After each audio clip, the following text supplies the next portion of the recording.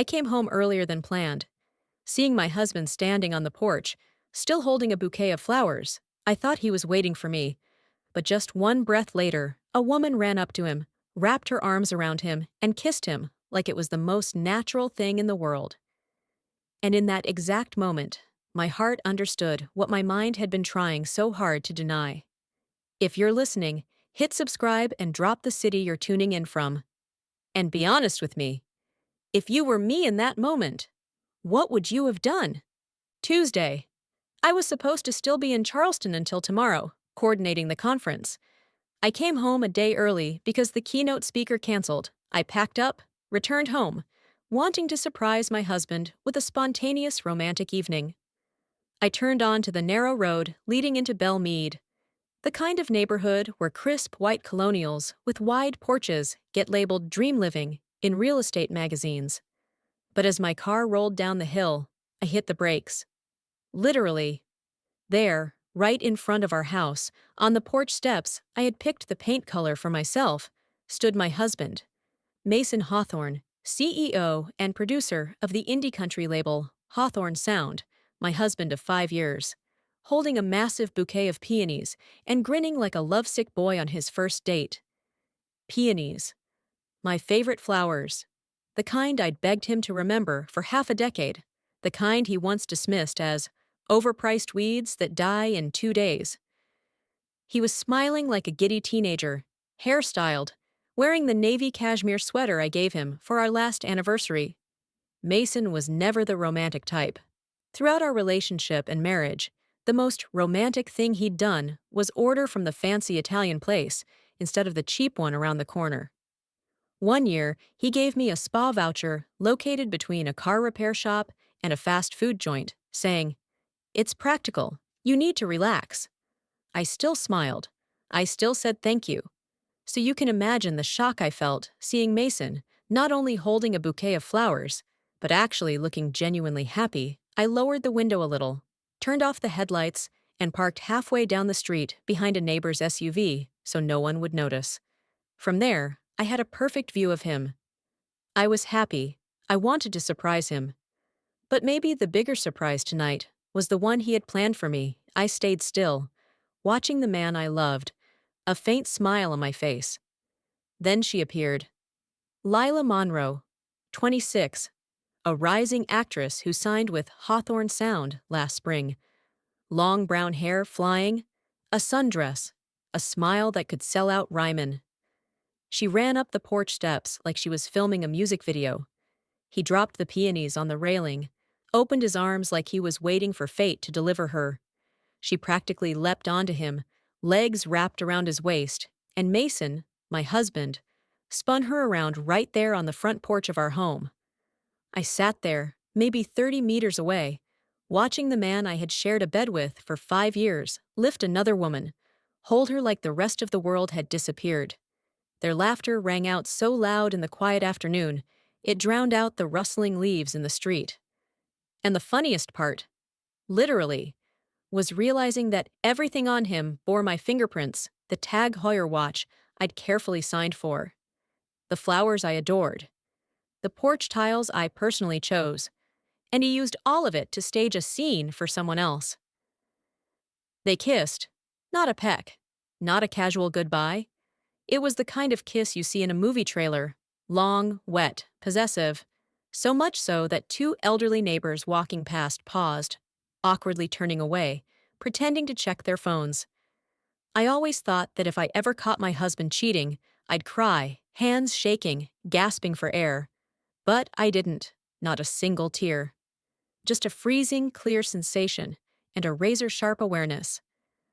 I was watching a live betrayal on a stage I had designed. I should have collapsed, rushed over to break them apart, or driven off in rage. I should have. But my life rarely aligned with should-haves. I didn't cry. I got so angry that I became clear. And more importantly, I started calculating. What Mason didn't know, or chose to forget, was that I wasn't just Mason's wife, or the woman who came up with concepts for his label's launch parties. I was Evelyn Hawthorne, 30 years old, a senior event planner for luxury weddings, charity galas, Release parties for Nashville's elite. I make a living staging moments, tweaking every second to land with the perfect emotional impact. I'm the one who commands the story in the room, not the woman standing outside the glass watching it unfold. I turn vague mood boards into dance floors, lighting cues, confetti bursts timed to the final beat of a song. I handle backstage chaos without guests suspecting a thing. And right then, as I watched my husband play the lead role on our porch, holding the young starlet from his label in his arms, I started planning the biggest, most ruthless event of my life, my grand debut of freedom, or more precisely, my divorce. Lila? Yes, now I recognized her clearly. The face I'd seen at the studio, on casting posters. The girl who brought cupcakes to the label staff. The one Mason introduced casually. I'd shaken her hand, smiled. Been polite. That's who I am. Until tonight, let me be clear. My name is Evelyn Hawthorne. I'm 30. And up until about 3 minutes ago, I thought I had a decent enough marriage. We lived in a 2-story colonial in Belle Meade, the kind with white columns and a wide porch, the kind real estate listings call gorgeous. People would look at us and say, these two are living the sweet little American dream. I drove a Mercedes GLE, fully paid off, chosen by me, not a gift. We hosted dinners, entertained guests, sipped wine on the porch, listening to his latest demo tracks. On paper, everything looked beautiful. We didn't have kids. I channeled everything I had into my company, Everly Events, building it from a tiny name into the go-to firm that Nashville's rich booked a year in advance. At the very least, when everything else in my life felt shaky, that was mine. Looking back, I can pinpoint when things started to shift. About 2 years ago, Mason began coming home later, talking more about partner meetings, demo listening sessions, networking nights, grooming himself more, new shirts, new cologne, cleaner haircuts. I noticed. Of course I noticed. Noticing details is my job. But I convinced myself it was just part of him growing up, trying to embody the image of a CEOA, labeled it career evolution. Maybe even, he wants to look worthy of what he's built. Looking back, I gave him way too much benefit of the doubt. Mason thought I was naive, that I'd stay in the background forever. He forgot. I can read a script too. Mason didn't understand I wasn't the kind of wife who just sits at home, wondering what to make for dinner. I built my company from zero, carried chairs myself, hand-glued invitations, stood in the rain changing layouts at the bride's last-minute whims, still smiled, still thanked people for being so collaborative.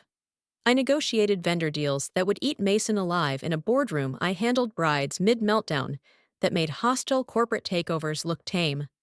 In heels, with perfect lipstick and blush, I've extinguished emotional wildfires that would give trauma therapists pause, and Mason Hawthorne, my CEO husband, had no idea who he was messing with. I watched them break apart. Lila giggled, fixed her hair, retrieved the peonies from Mason's hand. They walked across the porch, past the door where I'd hung a new wreath every Christmas. They got close enough for me to smell her perfume, that expensive floral, holiday ad campaign scent. On her wrist dangled a little blue Tiffany bag, swinging like a prop. Before stepping inside, he pulled her close again, kissed her once more against the door. I lifted my phone, snapped a few photos, filmed a short clip. From outside, I looked like someone scrolling social media to kill time in her car. No one noticed. They entered my house like they'd just wrapped a beautiful scene, probably hearing cinematic music in their heads. Mason didn't glance around. Why would he? In his calendar, I was still busy with clients, not due back until tomorrow night. He thought he had at least 24 more hours to rehearse his new life before his boring wife returned. I stayed in the car about 5 more minutes after the porch light went out. Then I started laughing. Not the sobbing, desperate kind. The real kind, cold, clear laughter. Because I realized Mason had just made the classic cheater's mistake, underestimating his wife. He only saw me as the girl who plans parties, who makes sure his suits get dry cleaned on time, his bourbon cabinet stays full, who smiles through his clients' boring stories, who doesn't complain when he cancels dates. He didn't see the woman who just signed a six-figure deal with a billionaire, who has private numbers for multiple judges she's met at fundraisers, who has tracked every dollar in and out of this household while he creates. In the studio, I turned the engine on, reversed, drove a different way, toward my office in downtown Nashville, the place where I keep everything important: contracts, budgets, financial history. I walked in, turned on the lights, sat at my desk, opened my laptop, logged into our joint bank account, into the credit cards, every expense from the past 24 months. If Mason wanted to turn our marriage into a story, fine. I'd rewrite the ending, with numbers, with statements, with evidence so cold no lawyer could chuckle and wave it off. I opened our joint bank account first, and immediately, the transaction history lit up like neon warning signs. Small Venmo transfers: $120, $180, $95, each one small enough to go unnoticed. But when you scroll back over the last 18 months, it added up to more than $25,000. Then came a string of high-end restaurant bills. Cane Prime on a Wednesday night. The one Mason said the studio session ran long. Bourbon steak on a Friday, the night he claimed he was meeting clients from New York. Adele's on Valentine's Day, the night he said he had a Grammy submission deadline meeting, leaving me alone in the kitchen with a dinner I'd spent 2 hours preparing. And I actually felt guilty for feeling sad. Guilty for being upset he missed dinner. He said he had no choice, that he had to discuss budgets for hours. I believed him. Then hotel bills showed up. Not many. Maybe he didn't even know how to cheat discreetly. But enough. One night at the Hutton Hotel in March, Thompson, Nashville in June, then 56 Lofts in September. But the gut punch? Tiffany and Company, $4,873 on October 28th, charged directly to our shared credit card. Meanwhile, for our 5th anniversary, he gave me a cheap spa voucher in a strip mall next to a nail salon. I even posted a thank you on Facebook with a heart emoji. I was so naive. While he dropped nearly $5,000 at Tiffany for his mistress. I took screenshots of every transaction, every receipt, every suspicious date, each file named like a forensic accountant would. Everything sent to a secret email account, one Mason would never know existed. Then came iCloud. Mason's not tech-savvy. He uses the same password for everything. 5 years of marriage. I knew it too well. In under 20 seconds, I was in his iCloud, and a whole photo library opened. Hundreds of photos of Lila, at Pinewood Social, at Bluebird, walking along the Cumberland River at sunset, photos inside a log cabin in Gatlinburg. The exact weekend he said he was on a retreat with the production team. I clicked through each photo, my face unmoving. Then came the messages. And that's when I hit the jackpot. A chat thread with Lila. When are you going to tell Evelyn? It's been a year. A year. Turns out they'd been planning to leave me for a year. Baby, I know, but it has to be after the Grammy deadline. Don't want to ruin the party. Honey, that's perfect. Tonight at my place, the nightgown you got me, the new perfume, everything's ready. And Mason had even signed a lease on an apartment in the Gulch, one of the most expensive areas in Nashville. I let out a laugh. So I, the woman behind every gala, every campaign, every one of his successful events, was just a post-production step in his divorce timeline. I leaned back in my chair, cold laughter slipping out. The kind of man who thinks he's clever, but every move leaves a trace. Mason doesn't understand. I don't just plan events, I manage chaos, I coordinate crises, I identify root causes, I gather evidence. And I always finish the job. For the next 5 hours, I organized every photo, receipt, message into neatly labeled folders. Financials, hotels, messages, photos, affair timeline. I backed it up on 3 separate cloud platforms, printed 2 hard copies, one of which went into the office safe. Everything was flawless, like prepping for a Grammy night. Except this time, the one going on stage was Mason, as the defendant. After that, I searched for the top 10 divorce attorneys in Nashville. I selected 4 who specialized in high asset cases, infidelity, and public scrutiny. I filled out intake forms for each firm, writing clearly high value assets, proof of infidelity, evidence of joint funds used for mistress urgent consultation needed. 10 p.m. My phone started buzzing nonstop. Mason called 5 times, sent 9 texts. Miss you, love you. How's the trip going? Let me know when you're back.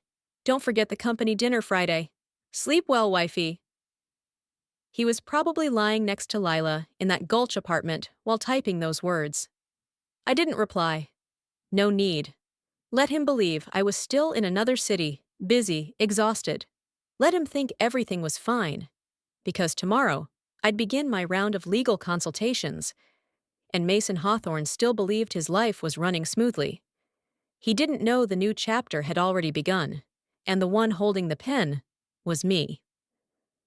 Around midnight, I drove back to the house in Belmead. The house Mason had once generously said I could keep. If anything ever happened, I pulled into the driveway at 10:45 p.m., the entire place pitch dark. I sat in the car, quietly looking at the place I once called home, the white-columned colonial I had fallen in love with the moment we toured it, the flower beds along the walkway I had planted with my own hands, the front porch where we used to sit with wine, listening to demos from artists at the label, back when Mason wasn't too busy to spend a single quiet evening with his wife. I had built a life here, not a perfect one, but a good one, and he was willing to throw it all away for some 20-something actress. Fine. Let's see if it turns out to be as easy as he thinks. I drove to a hotel near my office. The next morning, I woke up at 6 a.m. For about 3 seconds, my mind was blank, forgetting that my life had just been flipped inside out. Then it hit me again. Mason thought I was in Charleston. Mason was lying in my apartment with Lila. Mason had been planning to leave me for over a year. I made coffee, opened my email. 2 law offices had already replied. Both could see me this week. Valerie's firm had a Friday 3 p.m. slot open due to a cancellation. A sign, really. I booked it immediately. Valerie Blackwell, Friday afternoon. Then James Callahan, Thursday morning. I texted Mason. Sorry, I fell asleep early last night, long day. Conference is fine. Miss you too. Can't wait to see you tomorrow. His reply came almost instantly. No worries. As long as you're happy, I can't wait to see you. Love you. Love you! I almost laughed. That brand of male hypocrisy, where you text your wife and cuddle your mistress in the same bed all day Wednesday. I worked as usual. 3 online meetings with clients, discussing concepts, budgets, timelines. In between, I studied Tennessee divorce law, asset division, the concept of equitable distribution, how courts view dissipation of assets when one party spends marital funds to support an extramarital affair, and the legal consequences of using shared money to keep a mistress. Turns out, judges don't look kindly on that kind of behavior. Tennessee is a fault divorce state. Adultery is a fault. Using the joint account to pay for hotel rooms, dinners, and gifts for someone else isn't just a moral issue. It directly affects the asset split. Mason had ticked every wrong box. Using joint funds to cheat, leaving everything blatantly visible in our statements and accounts, texting his mistress plans like they were co-producing a new album by evening. I had compiled a 47-page dossier. Bank statements, screenshots, confirmation emails, restaurant and hotel receipts, Tiffany bills, chat timelines with Lila, selfies of Mason and her. Each item was sorted into categories, dated, annotated. I backed it up across 3 different cloud platforms, sent a copy to my secret email, then printed 2 hard copies. One left at the office, the other locked inside a personal safe Mason didn't even know existed. Thursday morning, I got up at 5 a.m. First legal consultation was at 9. I picked my outfit the way I'd style a gala host: navy pantsuit, cream silk blouse, pearl necklace. In the mirror, I saw a professional woman, financially successful, confident, not a soon-to-be-abandoned wife. James Callahan's office was in the Gulch. Ironically, the same neighborhood where Mason rented his secret apartment, The building was glass and chrome, everything screaming, "Billed by the quarter hour." James looked to be in his 50s, sharp suit, firm handshake, the kind of smile that tells you every minute costs money. "Mrs. Hawthorne, I understand you're dealing with something fairly urgent," he said. "Urgent's one word for it," I replied, sliding the 47-page file across the table. His eyebrows rose as he flipped through it, and then climbed higher when he hit the Tiffany bill, his mouth twitching slightly. "This is comprehensive. What do you do for a living?" "Events. Planning's what I do." "I can tell," he said. In 23 years of practice, he'd rarely seen a client walk in this prepared on day one. "That's good for you, not so much for your husband."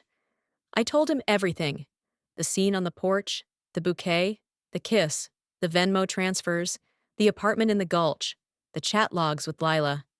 "And your husband doesn't know you've discovered all this?" In his mind, I'm in Charleston shooting wedding photos until tomorrow afternoon. "Perfect, let's keep it that way." James explained that Tennessee divides assets equitably, not necessarily 50-50.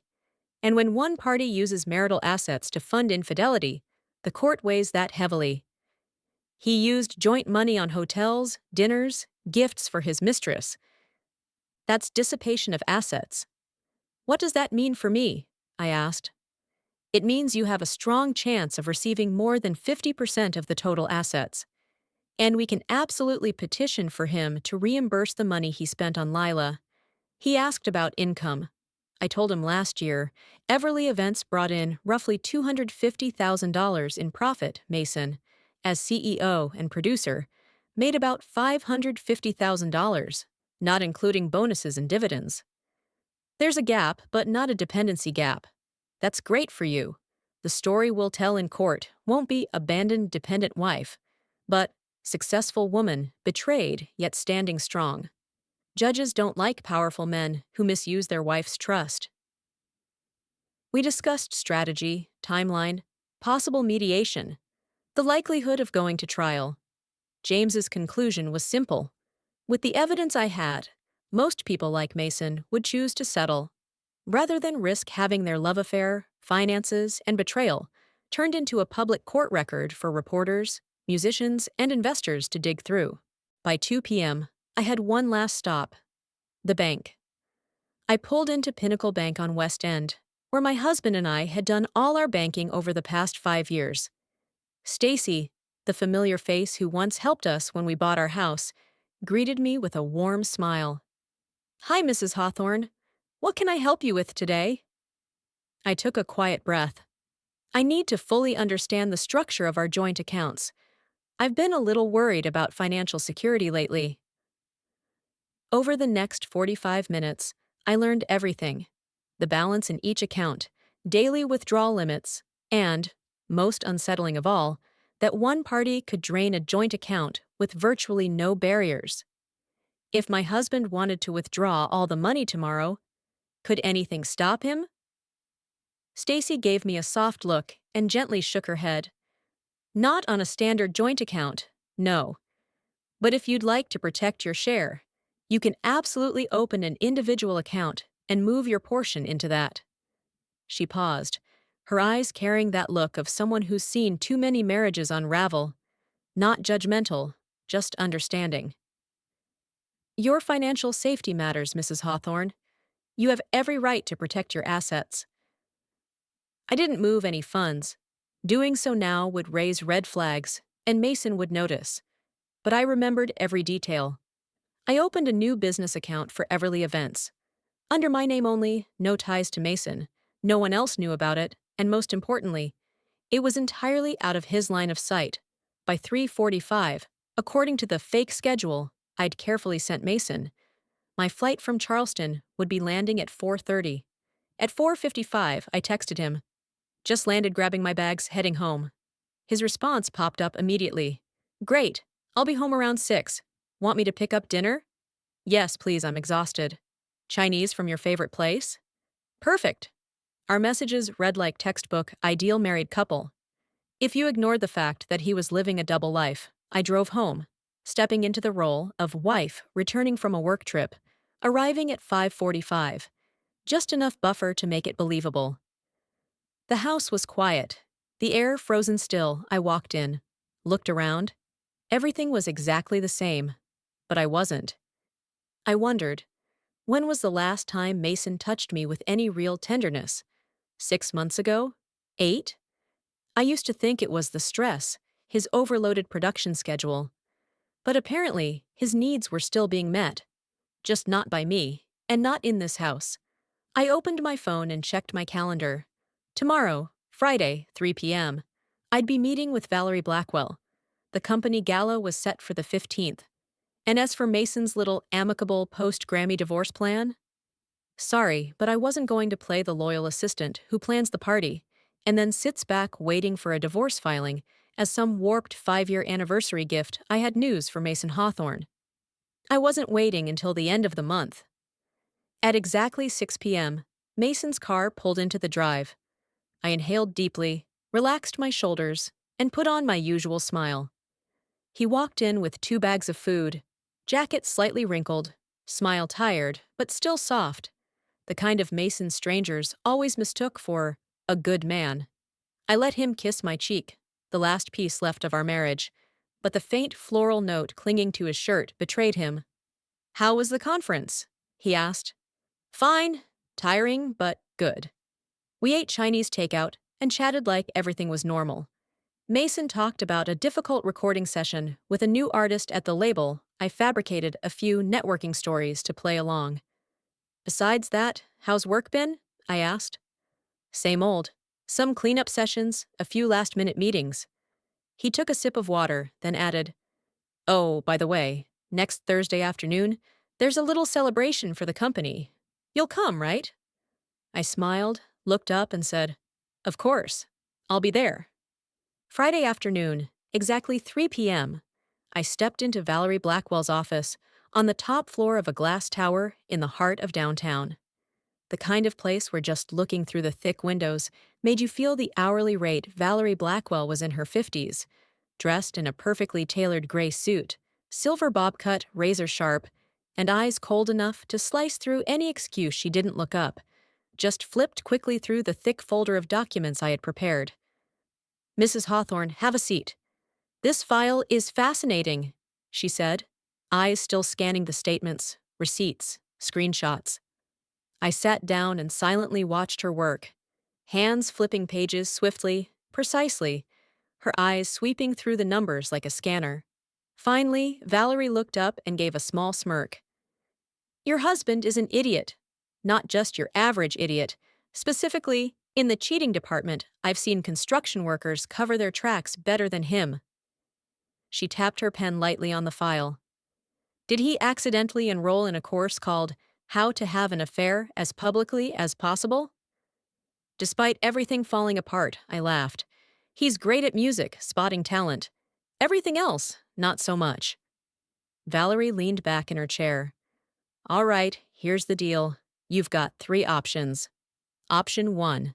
We file right now. We use this mountain of evidence to pressure him into a quick, clean, quiet settlement. You walk away from this marriage with more than your fair share and reimbursement for everything he spent on his mistress. It's the tidy, fast, less painful route." I nodded, then asked, "What's the second?" "The long game," Valerie said. "We keep watching, gather more, wait for the most professionally sensitive moment in his career, then strike. Much more satisfying, possibly even more lucrative." I swallowed hard, still feeling like that wasn't quite enough. "And option 3? Valerie gave a predatory smile. "Public education. We file, reject any offer of a quiet settlement, take this to court, and turn every hotel receipt, every message, every dollar he spent on Lila into a public record. Open hearing. Press allowed. Colleagues able to read it. The industry buzzing. His career gets a scar it never recovers from." I exhaled. "Sounds expensive." "It is," she nodded, "but incredibly effective if your primary goal is making sure he never forgets the cost of betraying you." Valerie paused and looked me in the eye. But what I really need to know is, what do you want? Revenge is fun, sure, but it's not always strategic. What do you want? I sat silently for a moment, like I was facing myself in a mirror. I want Mason to hurt. I want him to lose what he values. I want him to understand consequence. But more than that, I want to win. I want to walk away financially strong, life ready for a new chapter, and I want him to understand that the biggest mistake of his life was underestimating me. I looked straight at Valerie. I want to file after a key milestone, right when he thinks he's on top of the world. Valerie's smile lit up like stage lights. Perfect that, I can do. Does your husband have any major upcoming career events? I scanned Mason's schedule in my mind. August 15th, 18th. There's a gala, all major sponsors, board members, local press, and company staff will be there. August 31st, another major event. Valerie actually laughed. Flawless. And you are? The lead planner. My company's handling the entire gala. Valerie nearly clapped. Oh my God. This is a gift from the heavens. You'll be standing there, fully professional, while your husband accepts an award and thanks his amazing wife. And you'll already know his world is about to fall apart, Mrs. Hawthorne. This is perfect. We spent another 90 minutes mapping out every next step. Valerie was crystal clear. We'll file between those two events, close enough that he won't have time to move any assets, but far enough that your professional image at the gala won't be compromised. With this level of evidence, most attorneys will advise their clients to settle immediately. The alternative is a public trial. His lawyer will have to explain that, which means he'll understand that fighting you is career suicide. I asked. And if he refuses to settle? Then we drag him into court and tear him apart in front of the world, Valerie said with a shrug, her tone calm, like she was forecasting weather. But from my experience, men like your husband, terrified of reputational damage, he'll take the deal and sign quickly. When I asked about the financials, Valerie pulled out a calculator while I gave her the full figures. Home value, retirement accounts, savings, investments. Marital estate's around $2.6 million, she concluded. Standard 50-50 gives you 1.3. But given that he used joint funds to support his mistress, that's dissipation, plus the adultery factor, I'll push for 60-40. And we demand full reimbursement for what he spent on Lila, over $25,000. All of it from his share. I leaned back in my chair, feeling something between bitterness and grim amusement. When do we start? Today, Valerie said. My paralegal will prep the initial paperwork. You'll provide additional financial details, sign off. Then go back to your regular life. Plan the gala, smile at your husband, play the perfect wife for exactly one more week. I left Valerie's office at 4:45 feeling lighter. Like I'd set down a massive stone exactly where it belonged. I had a plan, someone in my corner, and a clear strategy. All that was left was surviving a week of pretending. When I got home, the surprise was Mason already in the kitchen. A rarity on a Friday night. The smell of something baking filled the air. You're cooking? I asked, genuinely surprised. Making that lemon chicken you love. You've been so busy lately, figured you could use a proper dinner. He was even wearing an apron. I suddenly wondered, when did we even get an apron? That sudden sweetness triggered every alarm bell in my head. Mason hadn't cooked a proper meal in 3 years. What's the occasion? I asked casually. He shook his head. No occasion. Just wanted to do something nice for my wife. We had dinner, and annoyingly, it was actually delicious. He chatted excitedly about the party, the guest list, the award he was about to receive. His eyes lit up. I couldn't have gotten this far without you, he said, squeezing my hand. You've always been the one behind the scenes, holding everything together. I don't say it enough, but I appreciate you so much. I wanted to throw my wine in his face, scream that I knew every hotel receipt, every message with Lila. But I didn't. I gently squeezed his hand and gave the softest smile I could manage. That's what marriage is, right? Supporting each other. The next week was a crash course in emotional compartmentalization.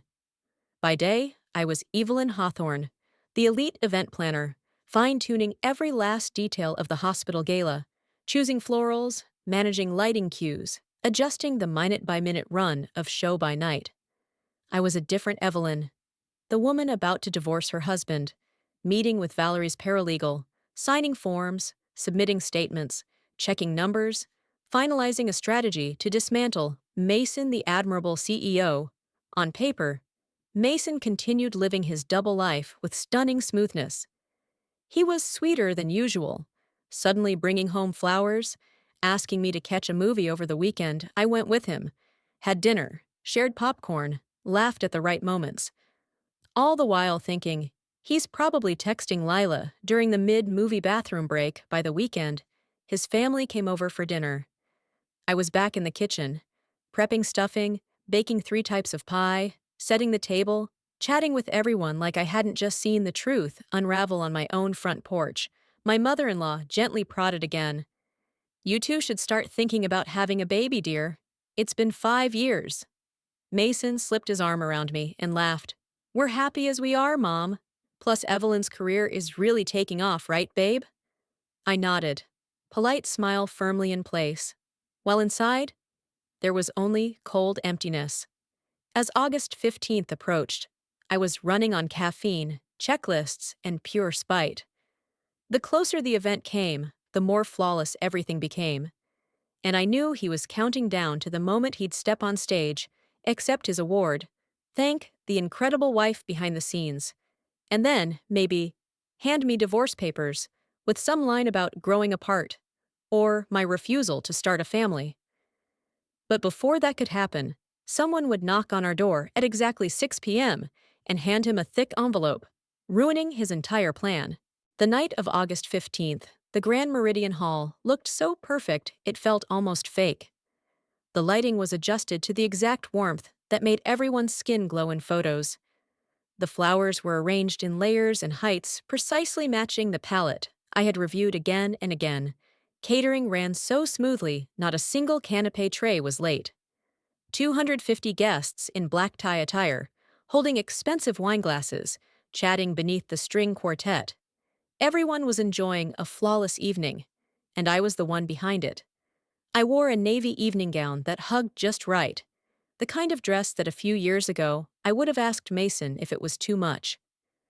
Tonight, he looked at me from across the room, walked over, placed his hand on my waist, and simply said, "You look beautiful," his voice sounding so sincere that if I didn't know the truth, I might have been moved.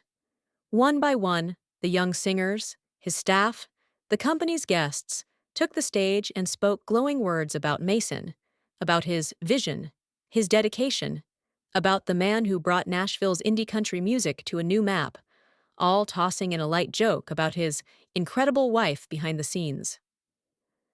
When Mason stepped onto the stage at 8 p.m. to give a speech on excellence, loyalty, commitment, and integrity, the entire room rose to applaud. He held the mic, smiling humbly, saying all the scripted lines about the team, the artists, the opportunity. And like clockwork, he turned toward the front row where I sat with the planning committee and said loudly, "I couldn't have done this without my amazing wife, Evelyn." Dozens of eyes turned to me. A few of his colleagues winked, mouthing, "He's a lucky guy."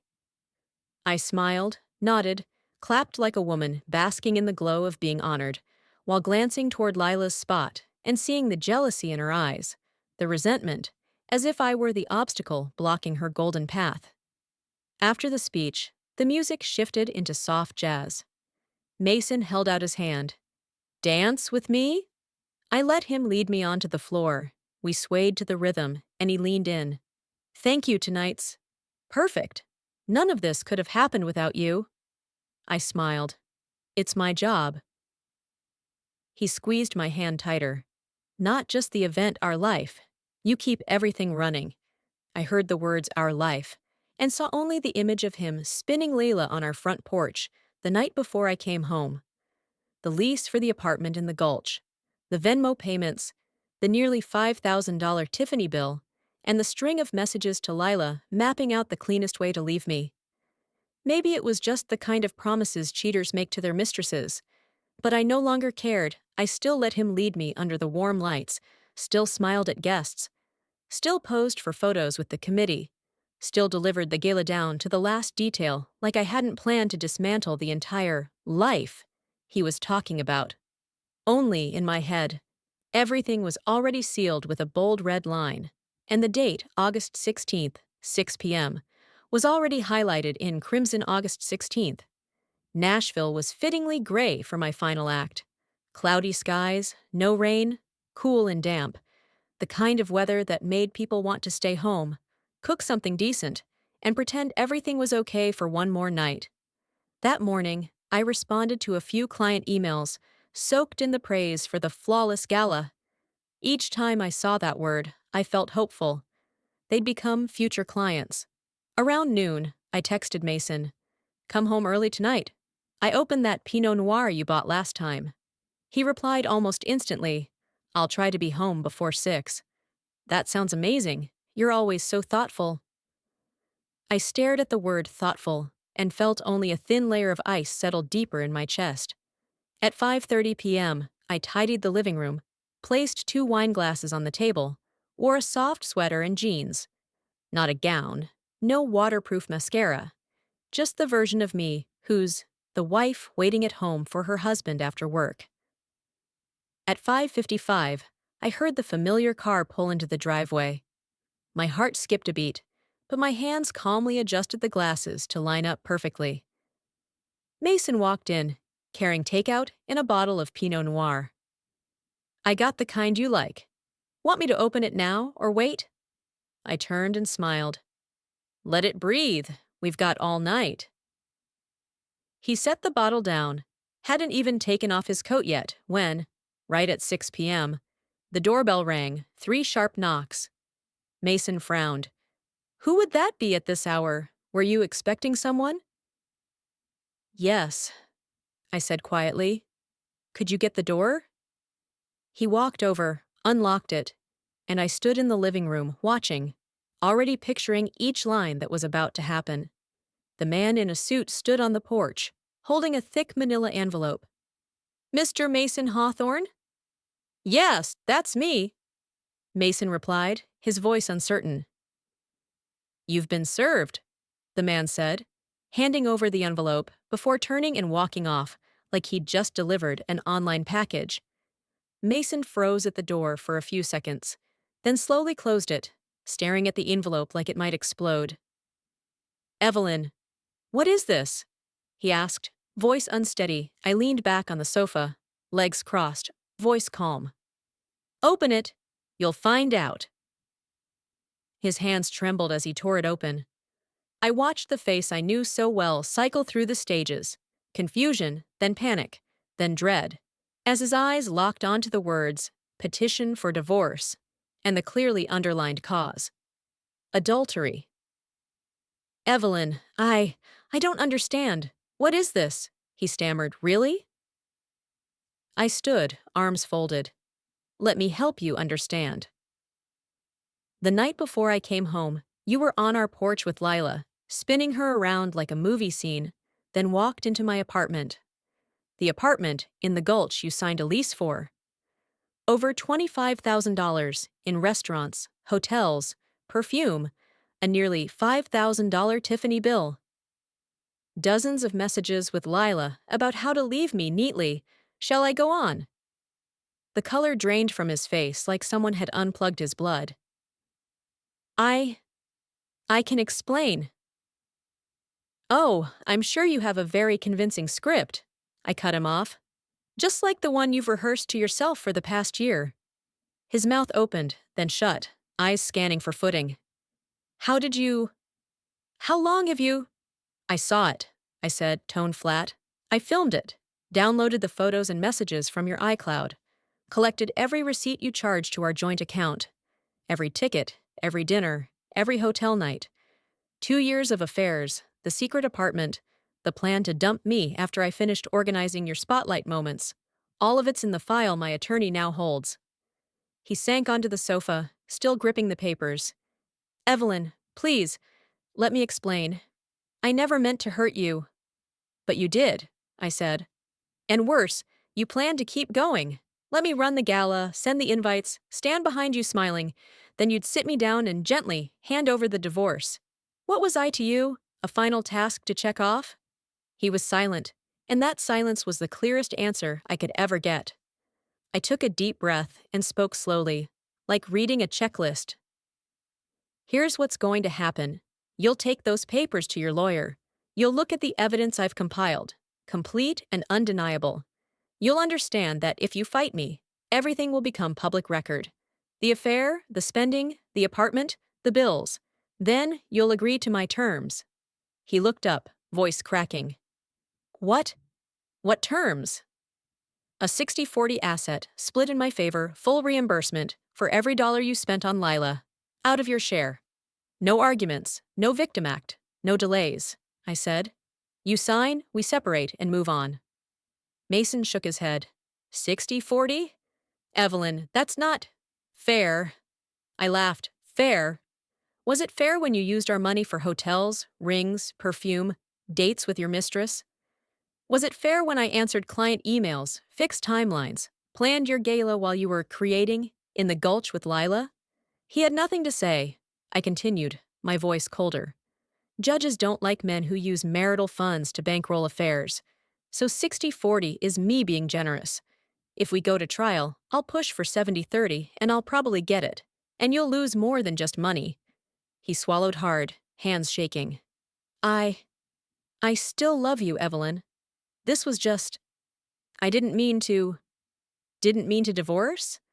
Then maybe 2 years ago, you should have been a grown man, honored boundaries, not cheated, not lied, not made me your backstage manager while you auditioned replacements, I said, not a tremor in my voice.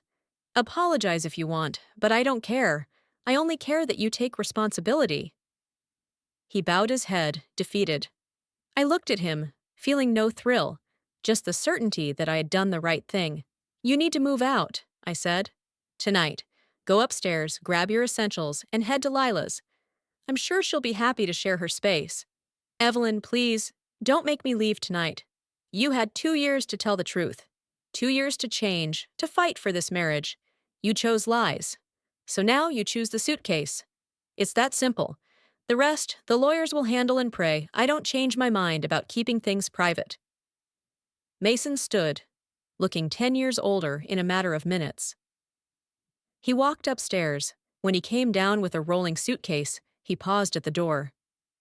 No matter what, I'm sorry. You deserve better. I never stopped loving you. You're right, I said, opening the door. I do deserve better. Now go.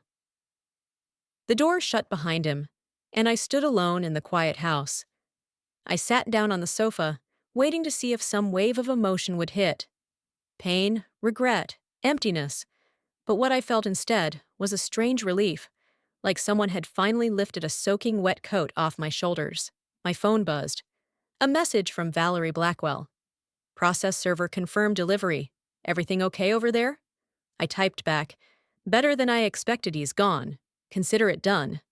A few seconds later, Valerie replied, Not done, just the beginning of the final act.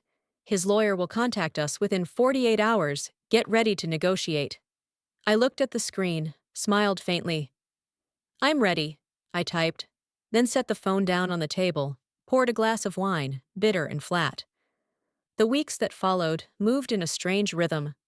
No more explosive climaxes, just one legal meeting after another, loops of emails, rounds of negotiation inside closed-door conference rooms that smelled of paper and stale coffee. At night, when the city lit up, I made sure to be alone in the house that now felt oddly larger. No in-laws, no model daughter-in-law expectations. Just me, a steaming box of Chinese takeout on the coffee table, rom-coms playing on the screen like a cheap but effective form of comfort, and some part of me relearning how to be alone without feeling lonely. On weekend nights, the house remained silent. I wasn't busy preparing dinners for Mason's family, wasn't fielding passive-aggressive comments about children and duty. I ate instant noodles, curled under a blanket, watched old movies, and realized that not having to play the perfect wife was a gift in itself. By August 27th, both sides finally sat across from each other in a boardroom with a long wooden table. Mason sat on the other end, avoiding eye contact, letting his lawyer propose a 55-45 split and a written promise to repay the $25,000 he had spent on Lila over 2 years. Valerie glanced at me for approval, and I nodded. Agreed. But with one non-negotiable line, I considered my final boundary. The agreement had to clearly state that he admitted to the affair and to using marital funds to sustain it. I kept the house, would refinance to buy out his equity, kept the Mercedes I had paid for mostly myself, and the retirement and investment accounts would be divided per our finalized percentages. It was all wrapped into dry lines of legal text, numbers, and clauses, but to me, each signature he placed was a moment he was forced to confront the truth of what he'd done. On September 15th, we signed the final agreement in a short morning session, and on October 5th, the court officially approved the divorce. 5 years of marriage closed with a single blue signature on a piece of paper I neatly folded, placed in its own folder, and shelved like a book I'd finished reading. Lila sent me a long message accusing me of being greedy, claiming Mason deserved happiness, dramatic sentences flashing on the screen. I stared for a second, then swiped left and hit delete, like clearing out trash from a hard drive. No reply, no defense, because I no longer owed anyone a role in the story they'd scripted for themselves. A year after that afternoon, I stood on the porch, watching my husband hold another woman outside our home. I sat on that same porch, a mug of hot tea in hand, looking at the Elia shrubs I had once planted, and I realized I didn't feel grateful for the affair. I didn't need to be so saintly as to thank a wound for making me stronger. What I was grateful for was the version of myself I had become through it all. The woman who didn't scream, didn't ruin the gala, but quietly collected every piece of evidence. The woman who sat alone in the dark reading divorce law, learning how to talk to attorneys, choosing the right strategy to reclaim what was hers. The woman who remained calm enough to tell him to pack and leave without needing the world to know. Now I live alone in a house that legally bears my name, walking the halls without feeling like a guest in someone else's life. Everly Events is thriving more than ever. I've hired more staff. The calendar is booked 18 months out, and, oddly enough, clients have started coming to me not just for weddings, but for divorce parties, small gatherings where women raise their glasses to celebrate leaving relationships that no longer deserved them. Quiet and fierce rebirths in the form of toasts and candlelight. Occasionally, I go on dates. Never in a rush, never with the pressure of finding my next great love, just slowly learning to sit across from someone new, talk about work, about interests, without hiding the old scars, because I know now they're part of what shaped me into the woman I am. When I stand in the living room and glance out the window, the very spot where I first witnessed his betrayal, I sometimes smile. Mason once thought he was upgrading by choosing Lila, someone newer, younger, more eager. But what he really discarded wasn't just a wife. It was the woman who made his whole life run smoothly. The calendar, the galas, the image of the successful man he loved to flaunt. And for me, that moment I saw him with someone else on our doorstep wasn't the end of a fairy tale. It was just the soft click of a book closing after its final chapter. From that day on, every morning I opened my eyes. I started writing a new one for myself, not with a prince, not with promises of forever, but with a woman who learned to stand on her own feet. And maybe that's the most peaceful kind of happy ending. The best ending isn't keeping a marriage, it's walking away from it with your dignity intact and a life that truly belongs to you.